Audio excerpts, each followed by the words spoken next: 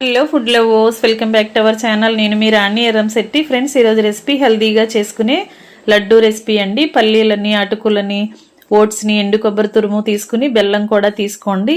పల్లీలను బాగా dry roast చేసి పక్కన పెట్టుకోండి. అటుకులు కూడా బాగా ఫ్రై చేసి పక్కన ప్లేట్లో పెట్టుకోండి. ఎండు కొబ్బరి తురుము, ఓట్స్ కూడా వేసి బాగా ఫ్రై చేసి పక్కన పెట్టుకోండి. మిక్సీ జార్లోకి పల్లీలని బాగా గ్రైండ్ చేసుకుని అటుకుల పౌడర్ని, ఓట్స్ పౌడర్ని కూడా పక్కన పెట్టుకోండి. కప్పు బెల్లం తురుము తీసుకుని అరకప్పు వాటర్ పోసి సిరప్ని బాగా కాగించండి. పాకం రావాల్సిన పని లేదు, గడ్డలు కరిగితే సరిపోతాయి.